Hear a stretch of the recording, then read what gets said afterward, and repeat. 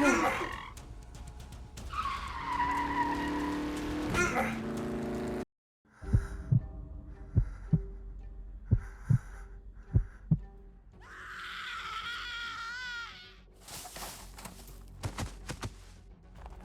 no.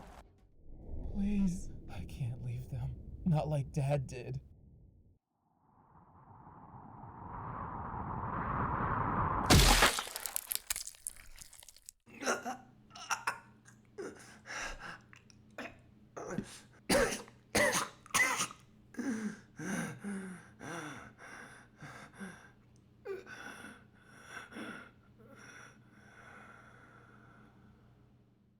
School Bus Graveyard is a masterpiece and is one of the best webtoons I've ever read. One of the 3 only webtoons I've ever read, but still at the top, so that counts for something. School Bus Graveyard, man, I'm too lazy for this shit. Subug is what I'm calling it from now on. So Subug,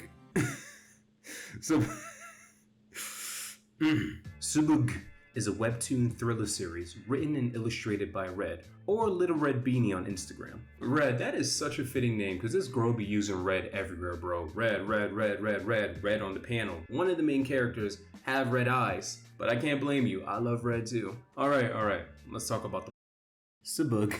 Subug follows a 16-year-old girl named Ashlin Banner, a socially inept loner. Due to happenstance, she's forced to connect, grow, and survive alongside her 5 other classmates. Now let me introduce those other 5. Taylor and Tyler Hernandez, the twins of the group. One is a ray of sunshine and rainbows, and one has a stick so far up his ass, I don't think he knows it's there. Logan Fields, the shy, intelligent boy of the group, and he needs to be protected. He needs to be protected. Ben Clark, the gentle giant who loves drawing, music, and Aiden Clark, Ben's cousin. Yep. Alright, now it's time for the group of 6 went on a field trip to Savannah, Georgia. While enjoying Savannah, carriage riding, checking out monuments, and other activities. Hold up, you look familiar. Whatever. After thoroughly enjoying themselves, the kids walked back to meet up with the rest of their class. But all of a sudden, they ran into a lady that offered them a tour of the Sorrel Weed house. After another group canceled, and she was offering it for only $5 each, you'd be stupid not to go in. And some people were more excited than others, so yeah, they went in.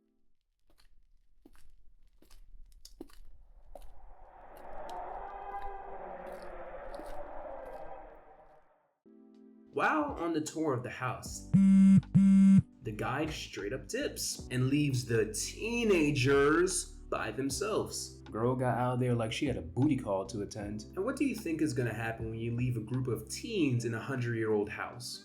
Go on. What do you think? Is it A, a time machine appears and the kids are warned by their future selves to get the fuck up out of the house? B, they have a moment of united clarity and get the fuck up out the front door and never come back to this 100-year-old creepy ass house again? Alright, and the votes are in. The answer is B. They make like Scooby-Doo and explore the goddamn basement. The basement, bro. Out of all things, the basement. If this is supposed to be some semblance of reality, why would they explore the basement? Have they not seen horror movies? Like, has none of them seen It before? Fucking Pennywise downstairs in the basement with his weird ass? Like, I feel like Aiden is the type of guy to watch horror movies. You know what? Doesn't matter. While exploring the basement, Ashlin's ears start hurting her. The sound that she's been hearing ever since she entered the old house gets louder. Pain worsens until she sees it. A black, shadowy figure in the corner, staring back at her with a chilling smile on its face. Ashlin tries convincing herself that what she's seeing is real. I mean, who wouldn't? When Ashlin turned from the shadow and faced the group, everyone stared at her. Ashlin? Behind you.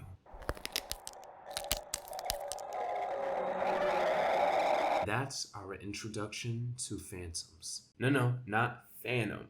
Phantoms. And what the hell they are. Phantoms are the main zombie-like threats of Skabug, at least for the first season. God knows what might come in season 2. Ugh. Now that I think about it, why does Webtoons call it seasons and episodes, not volumes and chapters? It's like how Americans call soccer football and use Fahrenheit instead of Celsius. Why do they, us, we, me, Americans do this? We just want to be different. It's dumb. Just dumb. What the hell was I saying again? God damn it. Something something group hangout, something lady phone call, something something basement. No, I don't know. I'll remember later. After they went back to their hotel rooms and went nighty-night, the kids were transported to another realm, or as Logan calls it, the Phantom World. Imagine the Upside Down in Stranger Things, or Bizarro World in DC. The buildings and surrounding area are all mostly the same, except for the night sky. In this world, the night sky is a deep crimson, accompanied by a yellow moon. The world is devoid of any people or animals, just the phantoms. Phantoms, that's what I was talking about. Yep. It came back. Okay.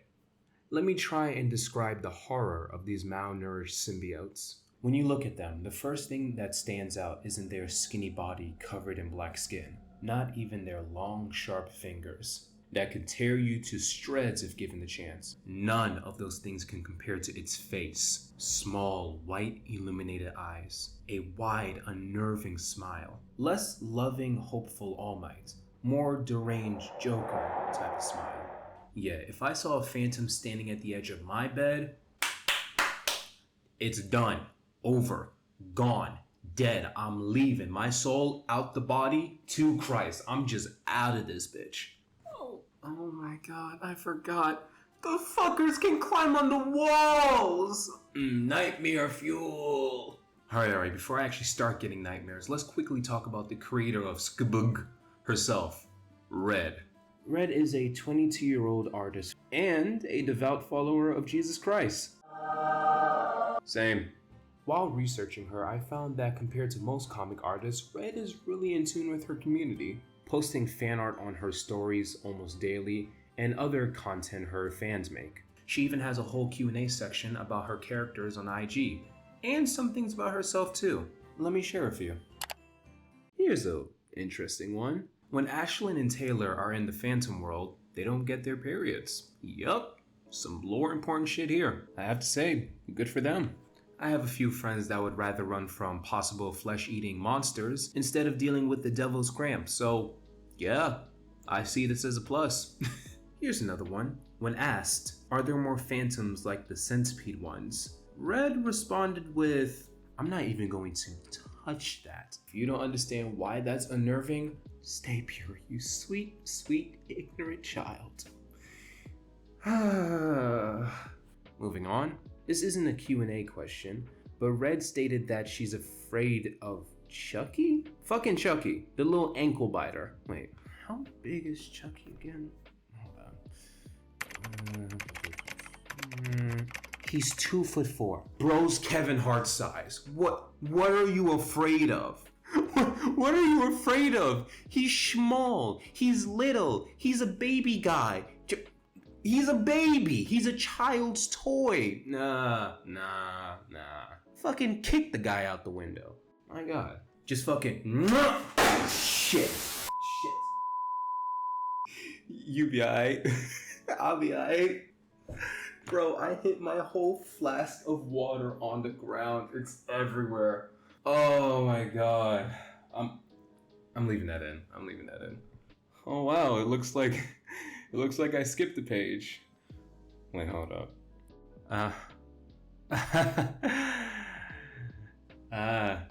She has sleep paralysis. And that motherfucker was climbing up the wall like a possessed child's play toy.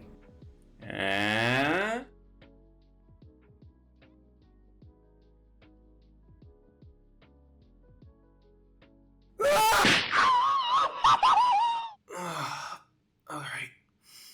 Okay, back to the Q&A answers. Oh, this one's cool.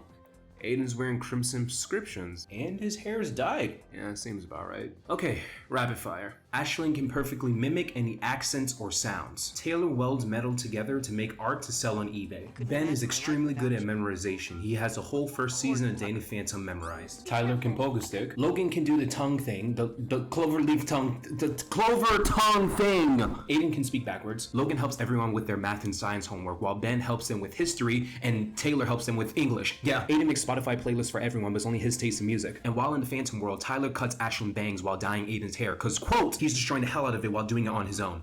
Whew! Oh my god. Oh. While I catch my breath, I want to touch on that thing about Ben. Alright. Ben memorized the whole first season of Danny Phantom. I don't think you understand how crazy that is. Each episode has like, give or take, 4,000 spoken words. 4 goddamn thousand. That's like, I don't know, 9 to 100,000 words in season 1. Nah, do you understand how much memory, fuck, I said data like he's a computer. You know what, he might as well be a computer at this point. Bro, Ben is a BBB. Big brain Ben, alright? Like, you can't tell me otherwise. That man's chromosome is massive. Goddamn. Finally, the last one. From what Red states here, the first concept of Skbug only had Aiden and Ashlin. They were the only solid characters she had written at the time. Aiden was meant to be the villain at the time and lived in the Phantom world. I can definitely still see that little villain in him. And he was also supposed to attend the same school as Ashlin in her world. Yeah, alright, that's actually pretty cool. And just like Skbug, Ashlin would have been sent to the Phantom world in intervals. But instead of phantoms, there would have been evil bird people? Question mark? Weird. I tried searching for the first concept on Wattpad, but couldn't find it. It might be somewhere out there, or Red wiped it from this plane of existence. Now for the last part of this long ass video. My theory about what is actually going on in this story. Obviously spoilers ahead, you know what that means. Pause the video, read the story, come back, watch. That's all you gotta do. Go ahead, I'll wait. I have all the time in the world. Ah, great, you're back. Are you all caught up? Good, and anyone else that didn't catch up and just kept on going through? Fuck you. Kill yourself! I don't know if this theory is common in the Skbug community, but if it's not, then I guess I got some heat to spit, some fire to spout, some flames to ignite. Shut the fuck up and read the script. Ugh. Fire to spit. I believe Ashlin is a phantom. You might think it's stupid, but let me cook. You remember the tour guide from earlier, right? Well, that little booty call she had to attend to wasn't a booty call at all. In episode 38, we learned that the first sighting of a phantom wasn't an accident. It was orchestrated by Origami, a group that the tour guide was shown to be working for. It's a dumb name, I know. Can't really call them Organization 13, so what else am I supposed to call them? Cause that's an even dumber name. And anyways, they were shown to have a big ass flag with a origami bird on it, so that's what I'm calling them. Surprisingly, we're given a lot of information about the Origami's intentions in this episode. First, ever since the Savannah incident, they've been keeping close eyes on the kids, like planting recording devices in the graveyard and sending people to spy on them. Second, they aren't working alone, there's a boss of sorts. We're not told who the boss is or why they're targeting the kids, only that they're important to the cause. Now, what the cause might be is, actually, put a pin in that. I'll get back to it later. Last, the tour guide, whose name was revealed to be Jasmine, states, "You're getting annoying. How many times do I have to repeat myself? I led her to the rift. She interacted with it. I saw it physically open large enough to drag the other kids inside too. Then they just walked out like nothing happened, and the rift was permanently closed." The her Jasmine is referring to is Ashlin, obviously. Okay, but why her? Why Ashlin? She's extremely flexible, socially inept, and a loner. Really no other obvious traits aside from her crazy hearing. Well, that's just it. Her hearing. As early as episode 1, we're shown that Ashlin is the only person that can hear the phantoms. We're shown that's the case over and over and over again. And it isn't just her hearing that's special. In episode 34, when Ashlin was moments away from being put on a shirt by a phantom, she yells, "Let me go," and it stops. Long enough for Logan to get up. You saw that, right?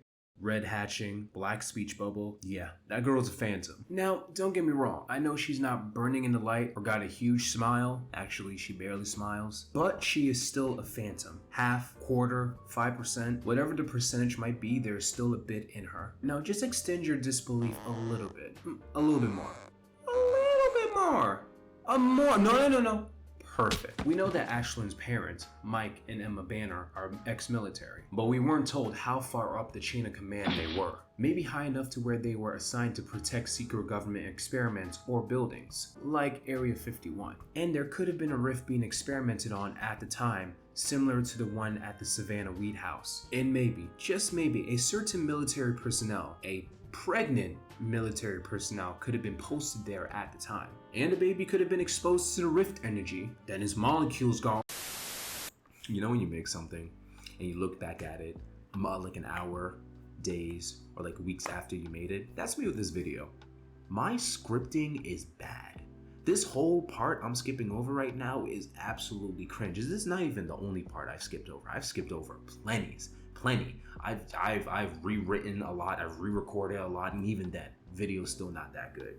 But this right here it hurts me. I cringe hearing what I just did, which you will never hear, ever.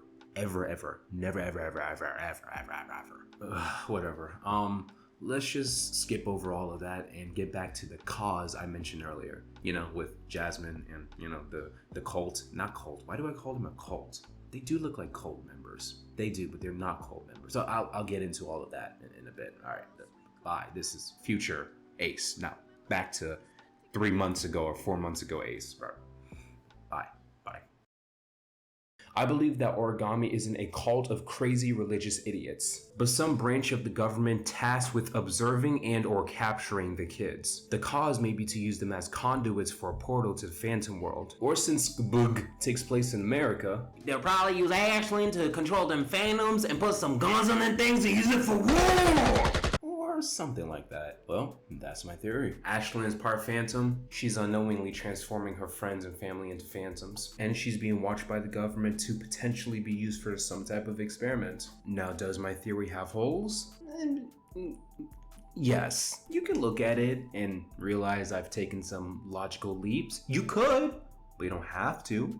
But all in all, was it fun thinking about? Yes. Was it fun making? Abso-fucking-lutely. I had a lot of fun making this video. Now, will I be making another video like this anytime soon? Fuck no. Took me way too long to do this shit. And to you, Red, I don't know if you'll see this video, but if you do, keep it up. I love your story. I love the characters. I love the world that you're building and all these little secrets molded together to create the final product. I love it all. And from what I've seen on your IG, your art has improved drastically. So I know season 2 is gonna be good. God, bro, I know it's gonna be so fucking good. One thing, I'm gonna say this, I know Tyler ain't dead, all right? There's no way in hell you're gonna kill off a character I dislike, all right? If he's gonna die, I need to like him, okay? I do not like that motherfucker. He's not dead. I don't know how he's not dead, but he's not dead, all right? Might have something to do with Logan and how his cut and wound that was inflicted by the Phantom healed quickly. Maybe Tyler isn't dead in this world. Maybe they don't physically die, or they do die but come back to life. I don't know. Maybe he'll come back to life more corrupted than he was before. I have no fucking clue. But whatever it is, that motherfucker ain't dead, all right? Not at all. Hey, and to anyone that says I'm glazing right now, you damn right I am. Like, bro, you would be too, all right? Go read the shit if you haven't already. All right, but when it's all said and done, I really think that School Bus Graveyard is a masterpiece in the making. Hold up, wait, almost forgot. Don't forget to like and subscribe. Why are you even here? How are you even here? What the hell are you doing here? Oh God.